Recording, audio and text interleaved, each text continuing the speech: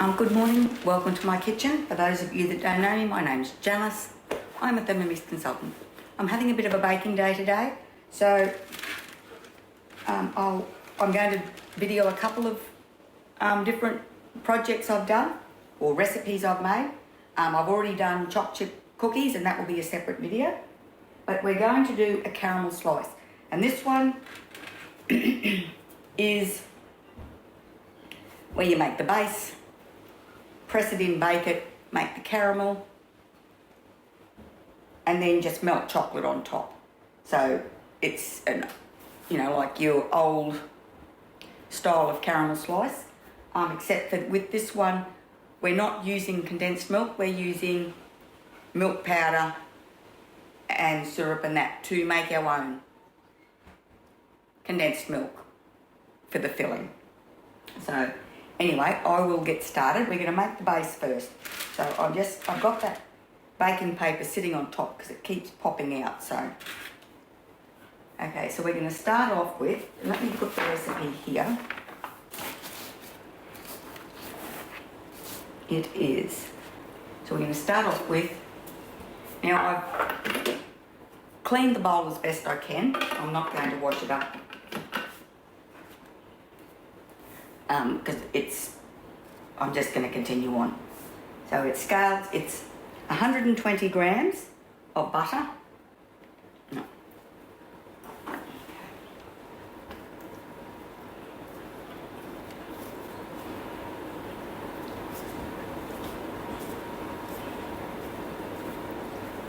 Oh, there it is.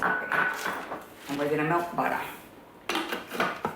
So it says 2 minutes, 50 degrees, speed 2.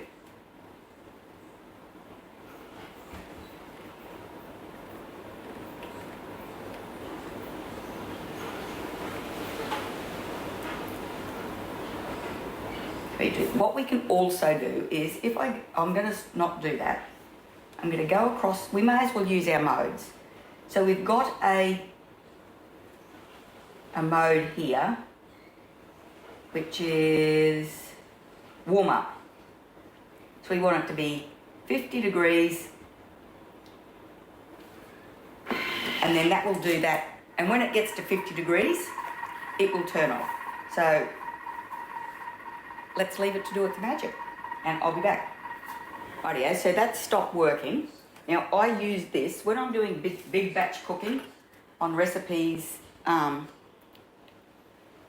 I'm making them, like some of them, like my Anzac biscuits and that I make. If I'm making like a big batch, I make them in a bowl. I mean, I really do like the Thermomix Anzac biscuits, and they are fantastic if you just want a small batch. But when I'm catering for some event where I'm making smokos, I go big. So, and I do use that function to melt my butter. Should I show you? I don't know if I showed you. To melt my butter for the Anzac biscuits and other things like that. Rightio. So now we get back to making this base, and we've got to add in 150 grams of flour. Now I'm not going to set the scales because I've already weighed all this. 150 grams of flour. It is 50 grams of brown sugar and 50 grams of coconut. Okay.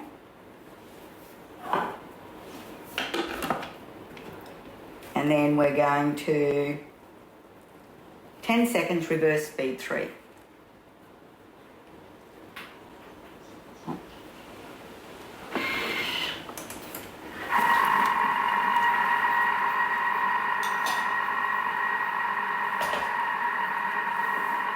I'm going to try and stay neat today.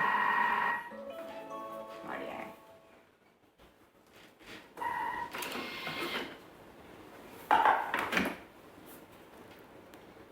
That's that, and now we're going to give that a bit of a stir around. Now let's just make sure that's what we were doing. It says scrape sides and then repeat if necessary. So I am going to repeat that. If you can see that it's there's still bits of flour in there. Right.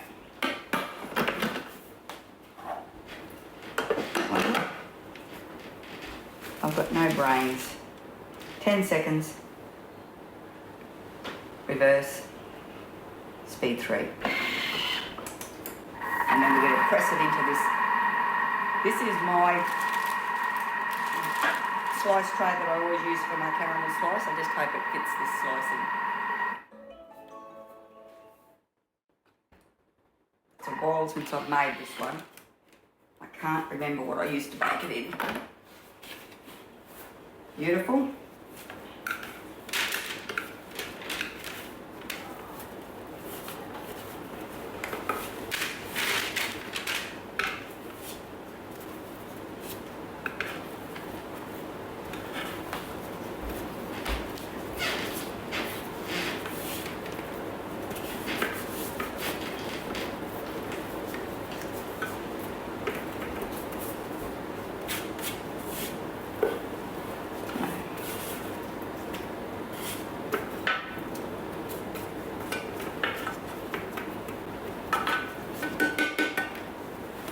I just want to get a bit more of that off that so I don't have to wash it. So if we go across into our modes and do turbo, and I'm going to do 2 bursts of 1 second.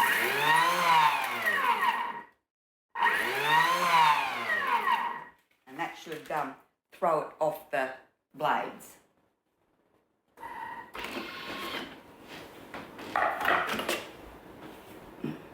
Righty-go.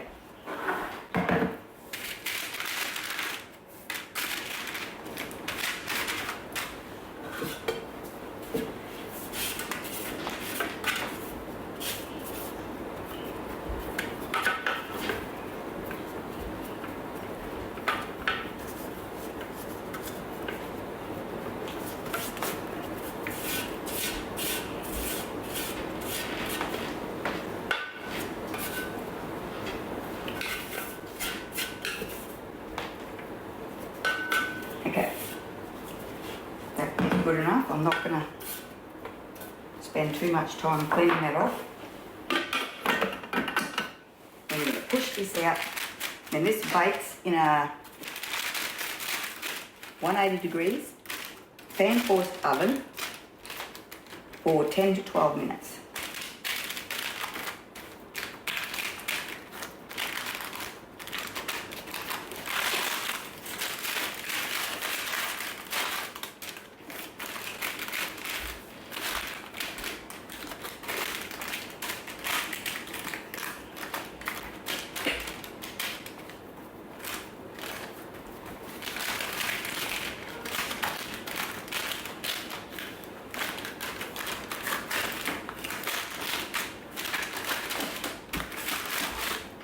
Rightio, I'm going to put that in the oven and I'll be back to start the base, the filling.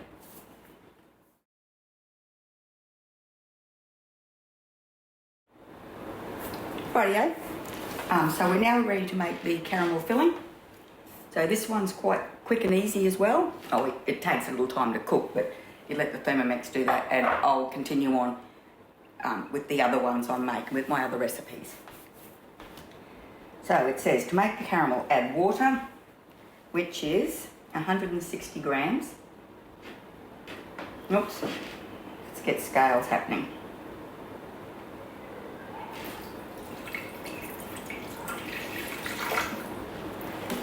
Good. Brown sugar, which is 200 grams.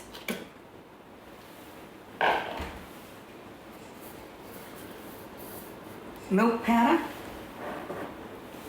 which is 200 grams.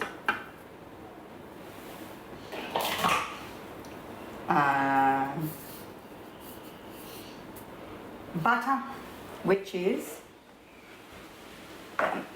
240 grams of butter that's been chopped. And they just say room temperature or softened butter. Okay. And then golden syrup.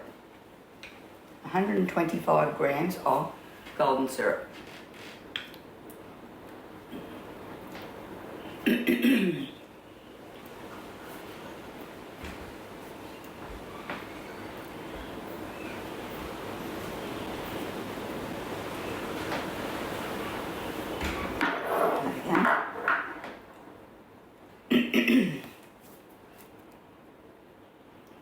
Rightio, so now we're just going to cook that 22 minutes, 90 degrees, speed 4. So 22 minutes, we set the time using the first dial.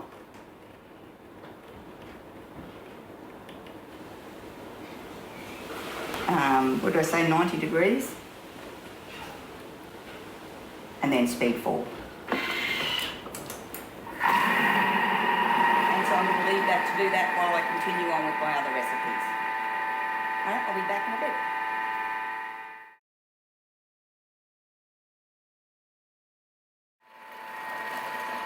Right, it's nearly finished, the caramel's nearly finished cooking. So while that's been happening, I've completed some other tasks. So, love my Thermomix. I don't know how many people, I think most people would have made the condensed milk slice, the caramel slice, which is, you know, the biscuit-based caramel and then chocolate on top. So this, I do love the Thermomix for it. Let's take that off there. Okay. Look how nice that is. Okay, now, we've got to pour this caramel over the top. And then it goes back in the oven, or it goes in the oven. And we're going to bake it until it's, you know, it looks all bubbly and browned. Okay.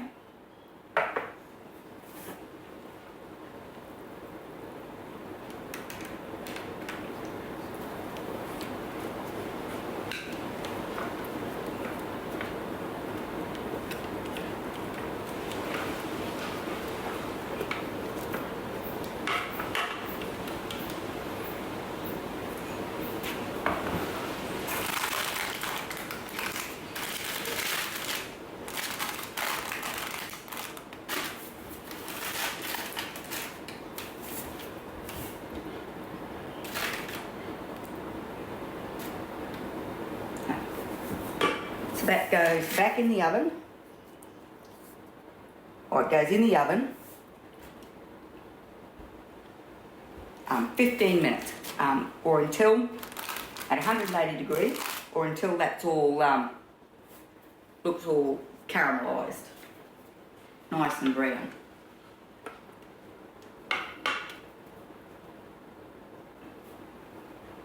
Righto, perfect, I'll be back.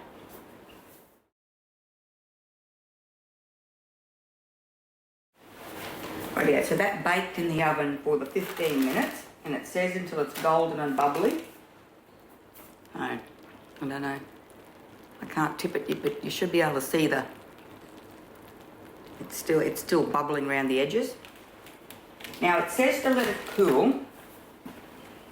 It says to let it cool. Let's get the recipe and so I'll tell you the truth.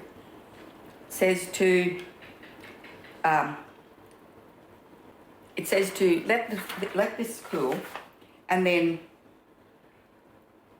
wash and dry the Thermomix bowl, put chocolate in the bowl and grate for 6 to 8 seconds, then add oil if you're using it and melt for 2 minutes, 30 seconds, 50 degrees, speed 2.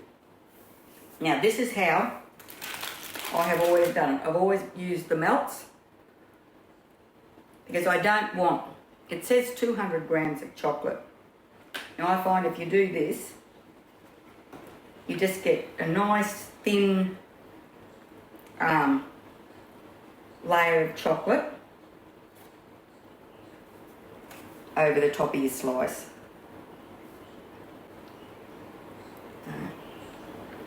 Let's mix some milk ones in. This is just the end of a few bags of melts I had in my fridge.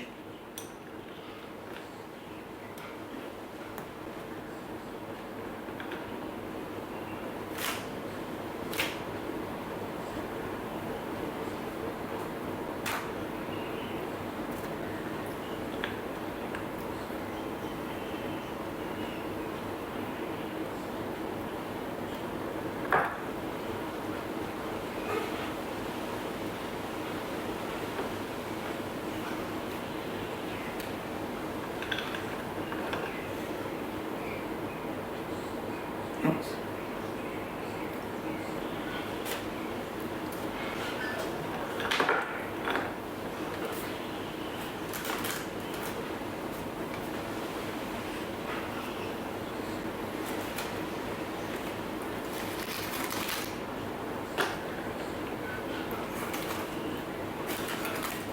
I know, so I haven't used 200 grams. That's what's left out of the weighed weight. I just weighed it out of curiosity.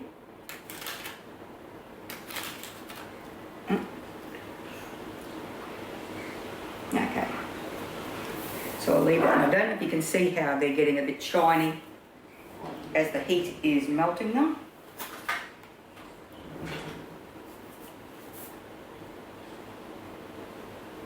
Okay, we'll let it go a bit longer.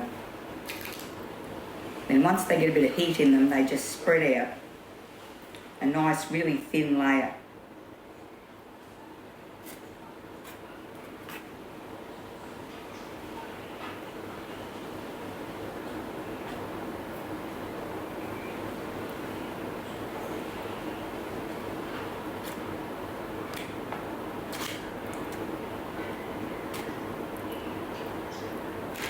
You don't rush them or you'll tear the caramel.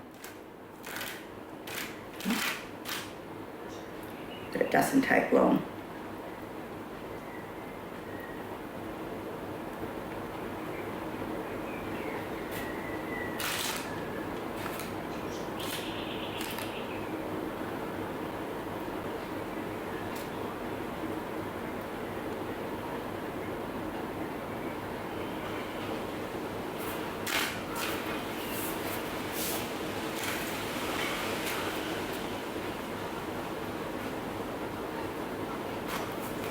I'll chuck a couple more there. You can still see.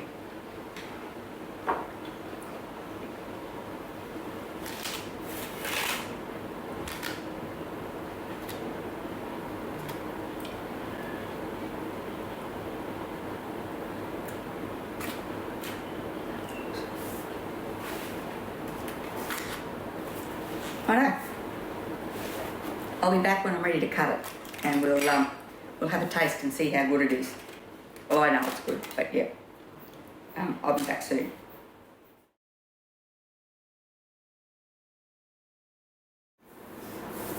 Righty, okay, so I'm quite set, but it's cooled enough for me to cut it up, and I'm going to leave it to cool a bit more before I put it in the dish. I don't think it'll all fit in that dish, but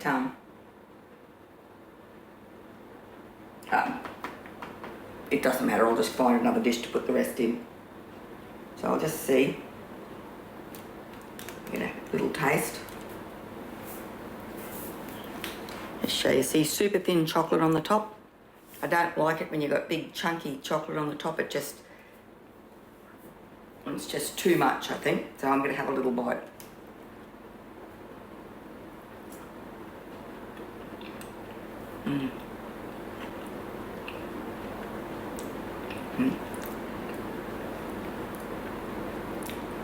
The base is really crumbly and buttery, and the caramel's really smooth and creamy, and it's not actually overly sweet, and that's just the right amount of chocolate. That is absolutely delicious. So I'll put this away. I'll put it in the fridge to finish setting, and I'm going to take some into work tomorrow for morning tea to share with my work mates. So anyway, if you enjoyed the video, please give it a thumbs up.